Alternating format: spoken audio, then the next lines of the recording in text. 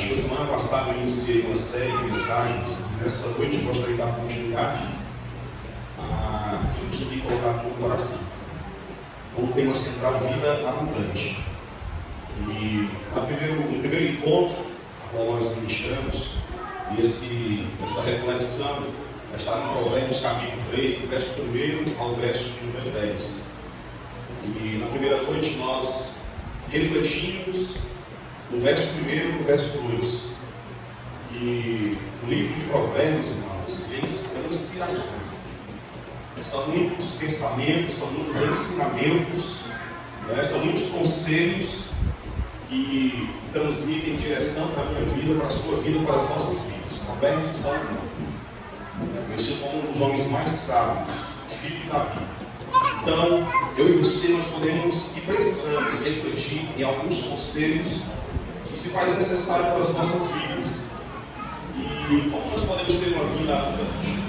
A vida abundante, meus amados, como nós falamos na primeira noite, não é somente ter todas as riquezas, não é possuir tudo aquilo que eu posso possuir. Não é simplesmente ter posses, terrenos, casas, carros, motos. Uma vida abundante, ela não se resume somente em riquezas terrenas. Uma vida abundante não se resume em fazer somente ou fazer tudo aquilo que você queira fazer. Uma vida abundante, para o entendimento de muitos lá fora, uma vida prazerosa, é desfrutar tudo aquilo que o dinheiro possa lhe favorecer. É ter quantas mulheres um homem achar que deva ter, quantos homens uma mulher achar que deva ter. Viver a sua vida da maneira que o seu coração lhe agrade. Então, isso não se resume em coisas terrenas. Nós até podemos possuir esses bens materiais. Nós até podemos possuir casas, iates, receber iates, motos, aviões, e tudo que sendo pelas nossas vidas.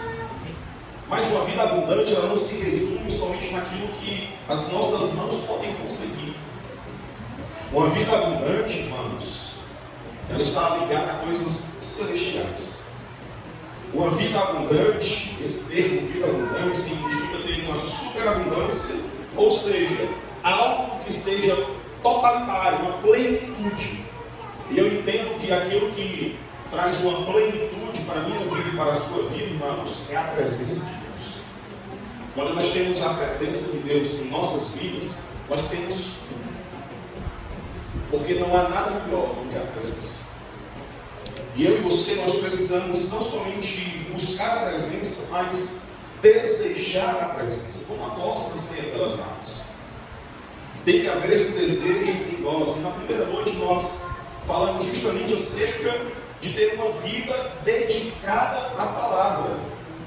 Esse foi o primeiro pilar para que nós possamos ter uma vida abundância. E nós refletimos naquela noite acerca de obedecer os conselhos do Pai. Não somente obedecer os conselhos do Pai, mas meditar em sua lei, para que nós não venhamos esquecer dos seus estatutos. Refletimos também acerca de guardar o nosso coração, a sua palavra. Refletimos também acerca da obediência, que quando nós obedecemos, honramos os nossos pais, as autoridades, quando nós honramos a Deus, nos é acrescido longevidade, irmãos. Os nossos dias são prolongados. E quando nós obedecemos aos princípios, nós vivemos uma verdadeira paz. E nessa noite eu gostaria de refletir com os amados irmãos o segundo pilar para a nossa meditação, para a nossa reflexão, para que nós possamos viver uma vida abundante, busque o entendimento, ou buscando o entendimento para achar graça aos olhos de Deus. Eu e você precisamos, irmãos, buscar entendimento. E o entendimento, ele será encontrado na palavra. O entendimento, ele será encontrado, irmãos, quando nós meditamos, quando nós dedicamos tempo à presença. Quando eu e você temos uma vida reservada, uma vida, sabe, de um devocional, uma vida onde eu e você podemos render o nosso coração na presença e nos desarmar de nós mesmos, nós buscamos esse entendimento. E quando nós buscamos, nós achamos essa graça, esse favor. Amém, irmãos? Então, como nós podemos achar graça aos olhos de Deus? Para viver, irmãos, essa vida, para vivermos uma vida abundante em Deus, eu e você, nós precisamos entender, escute, eu e você, nós precisamos entender que a presença é a verdadeira fonte de vida. A verdadeira fonte de vida, irmãos, é a presença. E eu e você, nós não podemos viver fora da presença. Porque quem vive fora da presença, irmãos, aquilo que prevalece é a morte. Observe o que a palavra do Senhor fala aqui em Romanos capítulo 8, verso 13. Observe comigo, irmãos. Porque se viverdes segundo a carne, escuta, se viverdes segundo a carne, morrereis. Mas, se pelo Espírito mortificardes a carne, as obras do corpo, vivereis. Então eu e você, nós precisamos entender que na presença nós encontramos a verdadeira fonte de vida. E nessa noite eu gostaria de refletir com os amados irmãos 4 atitudes que eu e você nós precisamos ter para caminharmos nessa busca de entendimento, para que nós possamos achar graça aos olhos de Deus. 4 atitudes que eu e você precisamos ter. 4 atitudes que vão direcionar a sua vida na caminhada. A primeira atitude que eu e você precisamos ter, irmãos, olhando para a palavra, vamos ver aqui o verso 3 e o verso 4 que diz assim: não te desamparem a bondade e a fidelidade, atas ao teu pescoço e escreve-a na tábua do teu coração, e acharás graça e bom entendimento aos olhos de Deus e dos homens. Para que eu e você nós possamos compreender essa vida abundante e olharmos para a edificação da nossa casa espiritual, da minha vida e para a sua vida, para que nós possamos buscar o entendimento e construir e achar graça nos olhos de Deus, é necessário ter essa atitude no nosso coração. Que atitude, pastor? No verso 3 fala acerca de não desatar, não desamparar a bondade e a fidelidade. Então é necessário que eu e você venhamos caminhar na direção certa. A direção certa exercendo uma bondade em nossas vidas. A primeira atitude, irmãos, que eu gostaria de refletir com os amados irmãos é caminhar na direção certa, exercendo bondade. Amém? Amém, irmãos? Quem está comigo da glória a Deus? Amém. Se existe a direção certa, certamente deve existir uma direção errada. E o que acontece é que a direção errada, irmãos, via de regra, ela é direcionada pelos nossos desejos. Via de regra, essa direção errada são os nossos desejos, as nossas vontades que nos conduzem ao caminho oposto à vontade de Deus. Provérbios 14, verso 12, vai dizer que há caminhos para o homem que parece correto, mas ao final são caminhos de morte. E Jeremias, ele fala assim, Jeremias 17, 9: enganoso é o coração do homem, enganoso é o coração do homem, mas de todas as coisas. Então, eu e você precisamos entender que existe um caminho certo a se percorrer.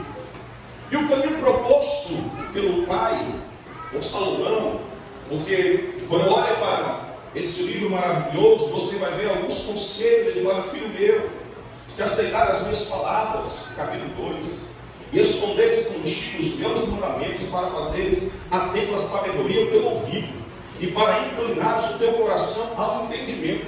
Então são muitos conselhos de um pai para o filho. E eu e você, irmãos, é bem verdade que nós temos um pai. Nessa noite iniciou-se esse culto falando justamente acerca disso, de que nós somos filhos, de que nós não somos mais órfãos, de que nós temos um pai que mudou a nossa história mediante o sacrifício do unigênito. daquele que se entregou na cruz do Calvário. É por isso que estamos aqui. É por isso que eu e você estamos neste culto em memória dele, porque ele fez um sacrifício perfeito e nos alcançou. Então, o caminho proposto pelo Pai, irmãos, pelo Pai é evidenciar o fruto do Espírito, a bondade. Então, eu e você, nós precisamos, irmãos, evidenciar essa bondade, porque através das nossas vidas, outras vidas serão alcançadas e o nome do Senhor vai ser glorificado. Embora, irmãos, algumas vezes a nossa bondade para com o próximo, muitas vezes a nossa bondade para com o próximo vai ter momentos que não vai ser relevante. Pelo contrário, vai ser irrelevante para alguns. Mas para muitos que vão desfrutar daquilo que eu e você nós podemos compartilhar, eles terão vida. Eles alcançarão a vida. Eles entenderão e terão entendimento para que as suas vidas sejam transformadas. Mas tem pessoas que não entendem muitas vezes, irmãos, aquilo que você está carregando, aquilo que os filhos de Deus estão carregando. E eu e você, nós precisamos muitas vezes aceitar certas coisas, conviver com certas coisas, tolerar certas coisas. E a Bíblia fala, irmãos, lá em Mateus, capítulo 20, do verso 1 ao verso 15, quando o Senhor vinha, Ele estava ali, trazendo e em busca de pessoas para que possam trabalhar naquela vida ali. A Bíblia vai falar, irmãos, ao longo do texto, que homens são chamados para trabalhar. Uns no primeiro turno, ou digamos que nos primeiras horas da manhã. E aí, ao longo do dia, pessoas vão sendo chamadas para que eles possam fazer parte daquele momento. E o dono daquela vinha, ele encontra um no último horário, no 10º horário, e chama-o também a trabalhar. E ali eles começam a trabalhar, e no final do dia, o dono da vinha vai fazer o pagamento aos servos, aos trabalhadores. E ele acerta um dinheiro com o tempo. E no final do dia, no final do expediente, ele vai pagar do último ao primeiro. Quando ele convida a trabalhar, ele faz a negociação com os primeiros, mas na hora de pagar, ele paga os últimos. E aquele que trabalhou o dia todo, ele esperava receber um dinheiro a mais daquilo que foi negociado com ele. Sendo que o derradeiro recebeu o mesmo valor do primeiro. E o texto vai falar, irmãos, que houve uma murmuração no coração daquele homem. Ele começou a murmurar. Ele começou a reclamar e a questionar. E aí quando ele murmura, o Senhor diz, olha, responda nele que isso é um deles. Amigo, não te faço agravo. Não foi ajustado contigo o dinheiro? Toma o que é teu. Retira-te, porque eu quero dar ao derradeiro, ao último, tanto quanto a ti. Ou não me é lícito fazer aquilo que eu quiser com o que é meu? Ou é mal ao teu olho, porque eu sou bom? O que acontece, irmãos, é que vai ter pessoas que não vão entender ou compreender a bondade que é no seu coração. E por mais que você busque ajudar, sempre vai ter alguém que vai murmurar e vai reclamar. Por mais que você busque fazer o 100%, sempre vai ter um que vai questionar o 1%. Mas eu e você, irmãos, nós somos chamados para continuar plantando. O interessante é que na oração de sexta-feira estávamos aqui, eu, Júlio César, a irmã Crisânia, né? E aí foi até justamente lido esse texto aqui, Gálatas 6, 9, que diz assim, e não nos cansemos de fazer o bem, porque a seu tempo ceifaremos. Mas o que acontece é que tem pessoas que no decorrer da caminhada se cansam de fazer. Mas eu e você precisamos dar continuidade e fazer o bem. Semear na vida das pessoas. Vai ter pessoas que não vão entender. Vai ter pessoas que não vão aceitar. Vai ter pessoas que não vão concordar. Vai ter pessoas que vão até murmurar. Mas o meu papel e o seu papel, Deus, é continuar semeando bondade no coração daqueles que precisam da palavra. Embora não aceitem, embora não queiram. Mas o meu papel, o seu papel, queridos, é semear. Provérbios 19, 17 diz: ao Senhor empresta o que se compadece do pobre, e Ele lhe pagará o seu benefício. Então faça para o próximo. Semeie na vida daquele que precisa ser semeado, porque o Senhor é que vai recompensar a sua vida. Via de regra, irmão, ser bom para quem nos proporciona bondade é fácil. É muito bom. É muito bom ser bom com o Giovanni. É bom demais. Ser bom com o Rafael, ser bom com o irmão Wesley. É bom demais. Agora eu quero ver você ser bom com aquele que te persegue. Eu quero ver você ser bom com aquele que fala de você lá fora. Expressar generosidade e bondade para aqueles que fazem parte do nosso coro de relacionamento e amizade é show de glória. É maravilhoso.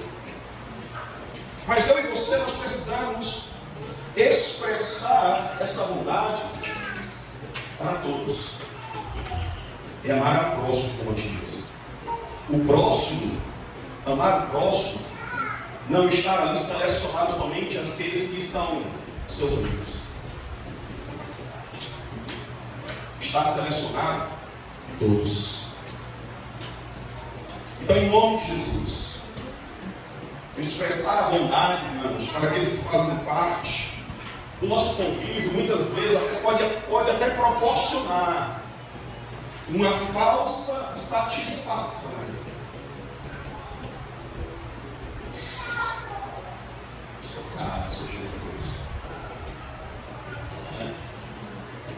Sempre procurando abençoar com essa, mas colocar um estandarte em toda a região do Ceará, dizendo que o que fez ou deixou de fazer.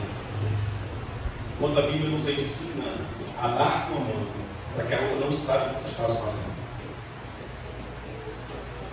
Eu e você, irmãos, nós precisamos exercer a bondade, liberar no coração daqueles que precisam, em especial para aqueles que não podem retribuir. É assim? Aqueles que não têm como retribuir. Aí Lucas 14, 12 ao 14 vai falar justamente de um momento onde, se você for realizar uma festa, não chame somente os convidados a jantar ou a cear, não chame somente os teus amigos, não chame somente os teus irmãos, ou os teus parentes, ou aqueles que são ricos, que estão no mesmo patamar social, mas chame aqueles que não têm como retribuir nada. Chame aquele que não tem com o que lhe devolver. O texto vai dizer: mas quando fizerem esse convite, chame os pobres, os aleijados, os mancos, os cegos, e serás bem-aventurado, porque eles não têm com que te recompensar, mas recompensado te será na ressurreição dos justos. Lucas 2 Coríntios 9, 10 vai falar que o Senhor, Ele dá semente ao que semeia. Então, quando eu e você semeamos com um coração generoso e somos bondosos para aqueles que não têm, o Senhor vai acrescentar a semente ao que semeia. Quem é a terra fértil da glória de Deus? Então, se você é a terra fértil, semeie e se permita ser semeado. Abençoe. Eu libere sobre a vida de alguém. E o que acontece, queridos, é que eu e você, quando assim fazemos, quem vai nos recompensar é o Senhor. Provérbios 19, 17. Então, o texto está dizendo: não desamparem a bondade. E essa palavra desamparo no original, queridos, vai trazer o entendimento de deixar, de soltar, de abandonar ou de afastar-se. Ou seja, não desamparem, não abandonem a bondade. Não abandonem a fidelidade, mas ata ao teu pescoço.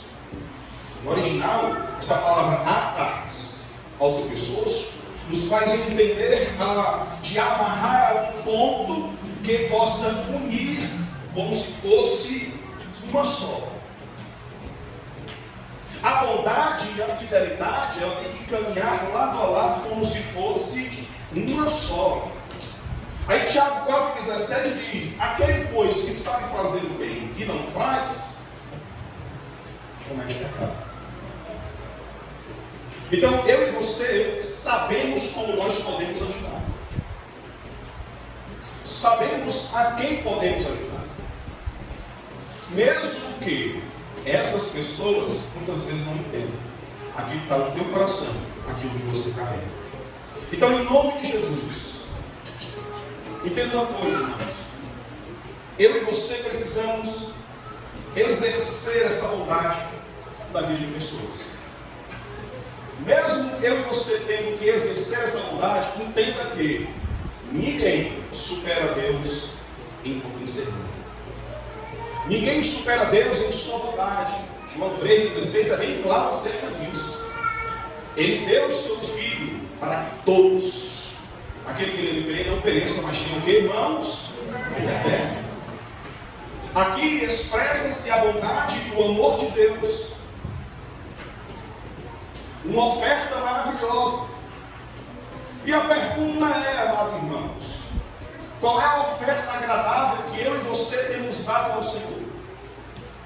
Porque Romanos capítulo 12, verso 1, diz assim: rogo-vos, pois, irmãos, pela compaixão de Deus, que apresentei os vossos corpos como sacrifício vivo, santo e agradável a Deus, que é o vosso culto racional.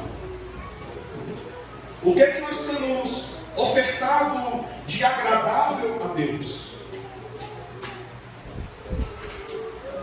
Ninguém supera Deus em nada, ninguém é melhor, ninguém é mais bondoso, mais amoroso que o nosso Deus.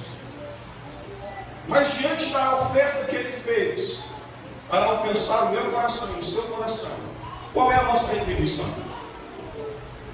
Qual tem sido o nosso papel em devolver todo o amor que o Senhor tem liberado sobre as nossas vidas? Eu e você, irmãos, para que nós possamos continuar essa busca de entendimento para achar graça aos olhos de Deus, nós precisamos, irmãos, caminhar em uma direção certa, uma direção exercendo uma bondade, mas não é somente a nossa bondade, porque nós somos falhos, somos transgressores, mas aquela bondade que vem do fruto, que vem do céu, que o Espírito gera em nós, você vai ser bom até para aqueles que te perseguem, até para aqueles que te maldizem. Tu serás bom, irás orar até por aqueles que lançam calúnia acerca da sua vida. Lembra-se de Estevão?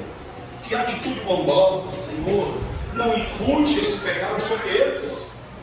Um coração generoso, porque ele contemplou e contemplava os céus abertos. Jesus, irmãos, ele é a direção certa. E quando eu e você estamos na direção certa, quando eu e você estamos caminhando, porque a Bíblia diz: eu sou o caminho, eu sou a verdade, eu sou a vida. O próprio apóstolo Paulo, ele fala, irmãos, acerca de um alvo a qual tem que ser alcançado. Então eu e você devemos prosseguir para o alvo. E qual é o meu alvo? Qual é o seu alvo? É permanecer fiel até o fim. Porque quem permanece fiel até o fim será salvo. Então, o meu caminho, o meu alvo é a eternidade. E tem que ser também o seu alvo. Amém? Amém, irmãos? Segunda atitude que eu e você precisamos ter. Segunda atitude: caminhe na via da fidelidade ao Senhor. Verso 3 ainda fala justamente isso. Não te desamparem a benignidade e a fidelidade. atadas ao teu pescoço, unhas como uma só. Então eu e você precisamos caminhar em uma via de bondade, em uma via de fidelidade. Mas quando se fala em fidelidade, não podemos resumir somente em dízimo e ofertas. Não somente em entregar, não somente em contribuir com nossos recursos, com o nosso dinheiro. Até porque, irmãos, fidelidade no original vai trazer uma certeza. A palavra original vai trazer justamente o entendimento de certeza, de confiabilidade. Vai trazer um entendimento de confiança, de constância, de estabilidade. Então eu e você, irmãos, nós precisamos olhar para um conselho tão sábio de um pai para um filho, que ele colocasse em seu coração e atasse ao seu pescoço este caminhar com bondade e com fidelidade. E caminhar com fidelidade, irmãos, permanecer no caminho com fidelidade, é ter a certeza, eu e você, precisamos ter a certeza que o Senhor, Ele proverá o caminho do justo. Quando eu e você caminhamos um caminho de fidelidade, eu e você temos que ter a confiança de que Ele vai prover, de que Ele vai cuidar, de que Ele vai providenciar, mesmo quando tudo ao seu redor diz que não. Mesmo quando tudo ao seu redor diz que não, é onde eu e você precisamos ter a estabilidade que a fidelidade nos assegura. Quando tudo diz que não, eu e você precisamos ter a estabilidade emocional e a firmeza para negativar os prazeres da carne. Negativar os prazeres que os nossos corações, irmãos, muitas vezes querem aflorar. E eu e você precisamos ter uma constância em honrar a presença do Senhor. Quando tudo diz que não, quando ao seu redor tudo diz que não, eu preciso ter um equilíbrio emocional para permanecer fiel. Eu preciso permanecer na caminhada, olhando para o meu Senhor, porque eu sei que Ele é justo, que Ele vai prover tudo aquilo que eu e você necessitamos. Sabe por quê, irmãos? Porque quando eu e você honramos ao Senhor, Ele é fiel também para nos honrar. Tem um exemplo, irmãos, claro, de um homem que honrou a Deus e Deus honrou. Você lembra de José. Porque a Bíblia vai dizer, irmãos, que o Senhor estava com José, e esse homem, ele foi próspero, e ele estava na casa de Potifar. Esse homem, ele foi próspero, e a Bíblia vai dizer que tudo que ele colocava a sua mão prosperava. Tudo que entregavam em sua mão, o Senhor abençoava. E a casa do egípcio foi abençoada pelo amor que o Senhor tinha a José. E a bênção do Senhor foi sobre tudo aquilo que José colocava a sua mão, tanto na casa como no campo. Gênesis 39, verso 9 vai dizer que ele honrava o Senhor porque ele amava o Senhor. A Potifar queria se lançar sobre ele, ele foge dela. Ele não pega, ele não se lança sobre aquele momento, aqueles prazeres, porque é um homem, um jovem, né? E certamente teve os seus sentimentos, mas ele priorizou honrar Deus, honrar o Senhor. E o texto vai dizer que ele não queria pecar contra Deus. E o Senhor estava com José, até no cárcere. Até no cárcere, José estava sendo abençoado pelo Senhor. E o Senhor fez ele, sabe, cair na graça do carcereiro. O Senhor abençoou aquele homem, irmãos, tanto que ele chegou a governar o Egito. E nesse tempo, irmãos, vocês não sabem quanto é necessário homens e mulheres que tenham credibilidade, que tenham a capacidade de transmitir confiança. Vocês não têm noção a necessidade que se faz nessa geração, aonde se faz necessidade de ter homens e mulheres que possam transmitir confiança, que possam transmitir o exemplo, transmitir honestidade, santidade ao Senhor. E transmitir não só de aparência, mas de ser cristão, verdadeiros meus irmãos. Provérbios 11:3 vai dizer assim: a sinceridade dos ímpios os guiará, mas a perversidade os destruirá. A perversidade daqueles homens que não servem a Deus. A perversidade dos ímpios. E durante esses dias aqui, eu compartilhei até com o irmão, Chico Arivaldo. Chegou. Estava vendo uma mensagem e um pastor, ele fez a seguinte colocação: olha, irmãos, você pode dormir 1 mês, 2 meses, 3 meses, 6 meses, 1 ano, 2, 3, na garagem ou embaixo no seu carro, na sua moto.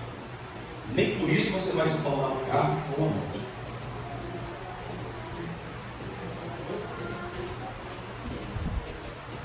Frequentar uma igreja, participar de um culto aqui e acolá, não me torna um verdadeiro cristão. Você pode até se considerar um evangélico, um crente, mas cristão é seguir a Cristo, é ser exemplo, é caminhar com fidelidade, é caminhar com honestidade, com sinceridade, com transparência, caráter. Então, em nome de Jesus, não durma na garagem. Amém? Amém, irmãos? Amém. Aleluia. Terceira atitude, irmãos, que nós precisamos ter. Ainda no verso 3, fala assim: escreve-as na tábua do teu coração, ou seja, escreva os princípios do seu coração. Escreva. Escrever no coração é guardar como algo valoroso, irmãos, como um tesouro.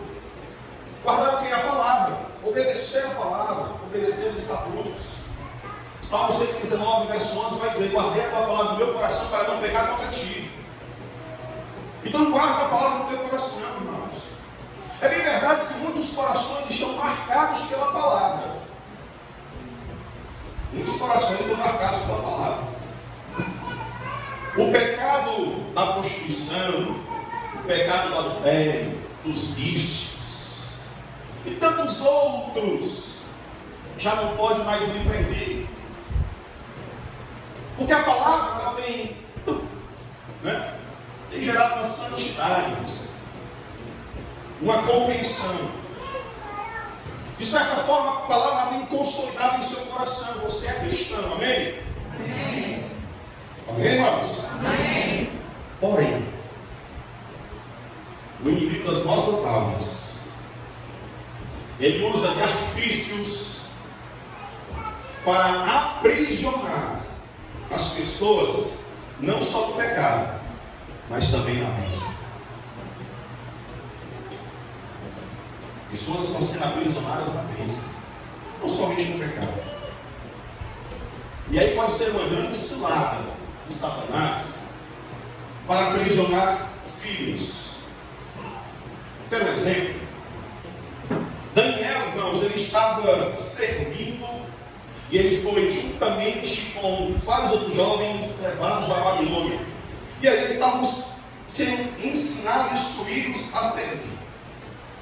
O tempo passa, e aí você vai ver lá no capítulo 6, irmãos, que Daniel era um homem que orava 3 vezes ao dia. Aí você vai ver ao longo da história que aqueles príncipes ali, eles se aproximam do rei, e eles dizem que todos os presidentes do rei, os capitães, os príncipes, os conselheiros, estavam todos acordados para fazer um edito, e esse edito seria que no espaço de 30 dias nenhum homem poderia fazer petição a nenhum Deus, a não ser somente alguém. Cara, isso foi como diz aqui no interior. Como é que é? Esqueci. Fala aí, gente. De orgulhoso não. Se empapulou. O rei se empapulou.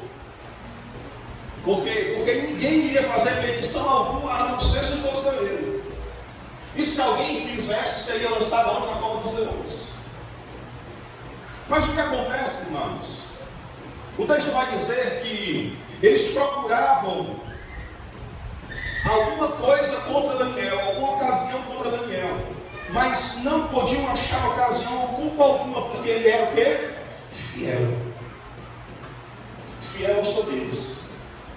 Estava atado ao seu pescoço, estava escrito no seu coração. Na tábua do seu coração a fidelidade ao seu Deus. E não encontravam uma ocasião para acusá-lo. Aonde ele foi encontrar? Na sua devoção, na bênção. Buscavam ocasião para aprisioná-lo. E quando Daniel ele fica sabendo, o que ele faz, queridos? Ele vai para o seu quarto, ele vai orar. Daniel 6, 10 e 11 vai dizer que ele vai para o seu quarto, ele fica sabendo do edito, ele dobra os seus joelhos, abre as janelas, voltar a Jerusalém, ele continua orando, dando graças ao seu Deus, como também antes costumava fazer. Ele continua a sua prática de vida. Então aqueles homens foram juntos, olha como foram. Os príncipes foram todos ali juntos e acharam Daniel orando e suplicando diante de Deus. E fizeram? Prenderam Daniel, lançaram ele aonde? Na cova dos leões. Por quê? Porque ele era fiel a Deus. Não havia culpa sobre ele. Tanto que no verso 21 a 22, quando o rei no dia seguinte vai lá na cova, vai ver se Daniel não está por ali esperando um fio de cabelo. Daniel vai assim, então Daniel falou ao rei: ó rei, vive para sempre, o meu Deus enviou o seu anjo e fechou a boca dos leões, para que não me fizesse dano algum. Não foi encontrado culpa em mim, nem culpa em vós. Irmãos, quem honra princípios, viverá os destinos em função dos propósitos de Deus. Quando eu e você honramos os princípios, a palavra, os propósitos de Deus vão se cumprir nas nossas vidas. Então, em nome de Jesus, honre princípios. Mas entenda uma coisa, eu e você precisamos conservar o templo. Honra princípios, conserve o templo de forma irrepreensível. Cuide do templo, cuide da morada de Deus, mas tome cuidado com os convites. Tome bastante cuidado com os convites e os pratos refinados que eles são oferecidos, porque diante dos nossos olhos é até agradável. Alguns convites, algumas mesas que nós somos convidados, aos nossos olhos muitas vezes pode ser até agradável, mas o propósito, o intuito, a finalidade é alterar o seu paladar. Cuidado com os convites e com os pratos refinados, com aquilo que lhe é oferecido. Ainda, olhando para a vida de Daniel, irmãos,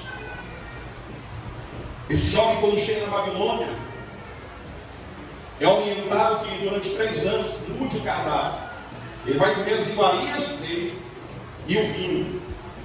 Porém, Daniel, ele pede, ele propôs em seu coração não se contaminar com aquele alimento com os manjares ou a porção das iguarias dele, e nem com o vinho. E aí ele faz uma proposta. Aquele homem que estava sobre a vida dele E ele diz assim: então se examine diante de ti. A nossa aparência é a aparência dos jovens que comem a porção das iguarias. E se for conforme vires, procederás para com os teus servos. Ou seja, ele pede a oportunidade de não se alimentar com aquelas iguarias. E quando esses 4 jovens, irmãos, vão se apresentar diante do rei, depois de 3 anos, se alimentando de um alimento totalmente diferente. A Bíblia vai dizer, irmãos, Daniel, capítulo 1, verso 17, quando esses 4 jovens se alimentavam, se preservavam das iguarias, Deus lhe deu inteligência, Deus lhe deu sabedoria, mas a Daniel deu entendimento e toda a visão, toda a interpretação de sonhos. Quem se alimenta, querido, do verdadeiro pão, recebe revelações e discernimentos para cumprir os propósitos de Deus. Quem recebe, quem prioriza, recebe revelação para cumprir o propósito de Deus. Pergunta, querido: o que você come? Há um provérbio, um antigo provérbio que diz que você é o que você come. Você é o que você come. João 6,53 vai dizer que eu e você, se não comermos da carne do Filho do homem, não bebermos o seu sangue, nós não teremos vida eterna. Jesus é o verdadeiro pão da vida, irmão. João 6,53.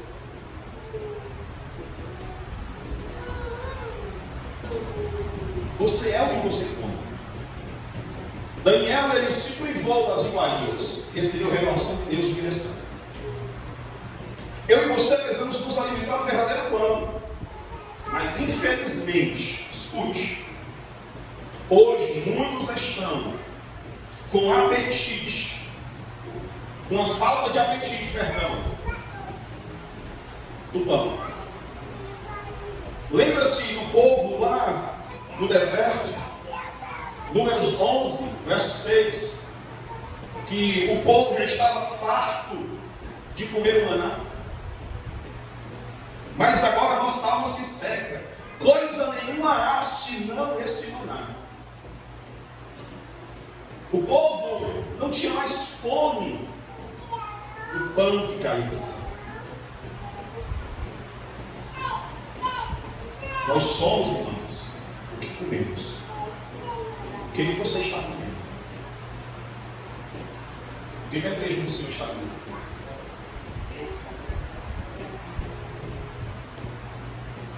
A falta de apetite, irmãos, acabou. Ou seja, o apetite acabou. Não há fome. Não há desejo pela presença. E quando o apetite muda, as prioridades mudam. Temos que ter tempo para trabalhar. Eu tenho que ter tempo para construir, eu tenho que ter tempo para conquistar, avançar nos meus projetos. Tem tempo para tudo. Menos para ler a palavra, menos para orar, para buscar, para namorar. O apetite pela presença acabou. É por isso, irmãos, que, infelizmente, isso é o principal motivo da fraqueza espiritual de muitos. Por não ter apetite, fome pelo verdadeiro pão que você busca. Eu e você somos o que comemos. Eu e você precisamos comer da carne do Filho do Homem e do beber do seu sangue, para que nós tenhamos a vida eterna. Jesus é o verdadeiro pão. Volte a comer pão. Volte a se alimentar. Volte a buscar. Volte a ser fortalecido. Jesus é o verdadeiro alimento. Ele é o verdadeiro alimento. Quem se alimenta dele, vive por ele. Vive para ele. João 6,57 diz: assim como o Pai, o que vive, que me enviou, eu vivo pelo Pai. Assim, quem de mim se alimenta, também viverá por mim. Quem se alimenta de Jesus, viverá por ele. Então se alimente de Jesus. Para concluir, irmãos, verso 4. Estamos caminhando para o final. Peço até que o irmão do banco peça uma de nada para acompanhar, para acelerar o processo. Amém? Oh, glória. Verso 4 diz assim: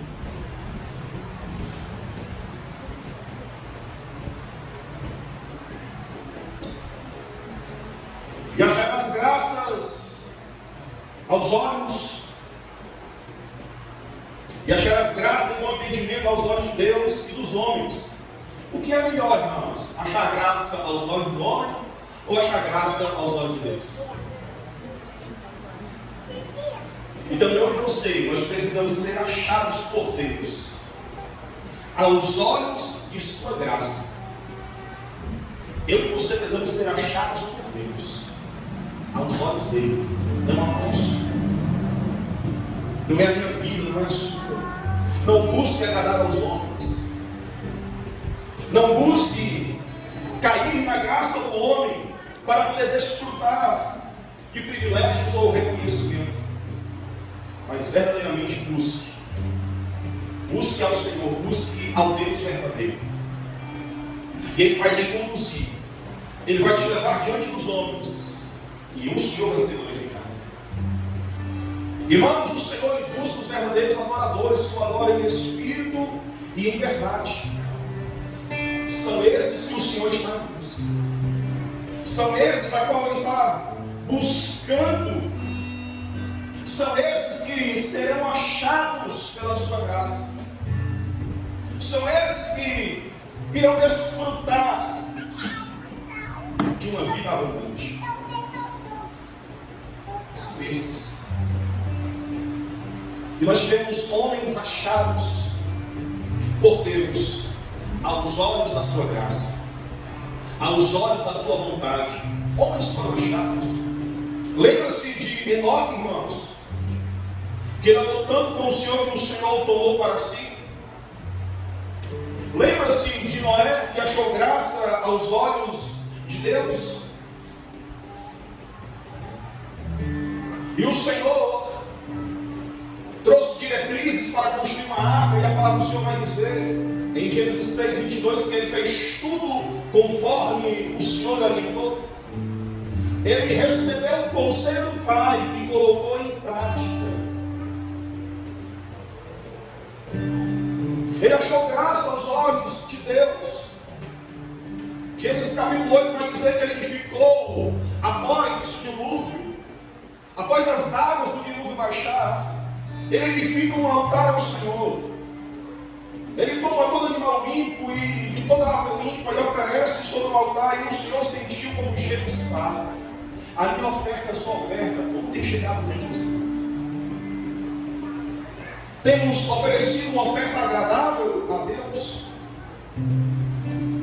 José, irmãos, também achou graça aos olhos de Deus. A Bíblia vai dizer que tudo que ele fazia, o Senhor colocava as mãos e prosperava.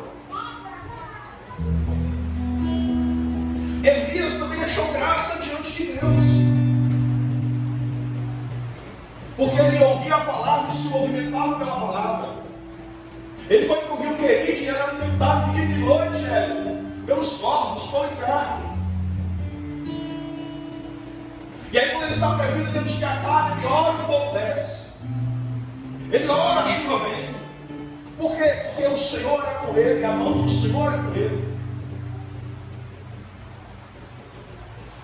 A igreja primitiva, os apóstolos. Atos 2, verso 42, se me falei agora, o verso 47. Aqueles homens perseveravam na doutrina, no conselho, na palavra. Eles tinham tudo em comum. Havia o sentar à mesa, havia o partilhar. E o Senhor acrescentava aqueles que iam sendo salvos. Por quê? Porque aquele povo ali achou graça aos olhos de Deus. apóstolo Paulo diz: Senhor, somente a tua graça me basta. Ser achado, irmãos, por Deus, ser achado por Deus, aos olhos de sua graça, é andar alinhado com a sua vontade. Desfrutar de uma vida abundante não é somente desfrutar daquilo que as nossas mãos podem conquistar. Viver uma vida abundante, irmãos, é viver alinhado com a sua palavra, conforme a sua palavra. Ande na palavra, viva a palavra, respire a palavra, se alimente da palavra, seja obediente a ela e valorize ela como um tesouro precioso. Eu e você, irmãos, hoje nós somos filhos, porque o sacrifício perfeito foi realizado na cruz do Calvário. Mas uma vida abundante, ela não se resume em desfrutar dos prazeres, desfrutar das riquezas terrenas. Mas sabe, você precisa ser dependente da sua presença. Porque na minha caminhada e na sua caminhada de obediência e dedicação à palavra, quando assim nós caminhamos, nós viveremos, irmãos, o que o céu produz. E desfrutaremos de tudo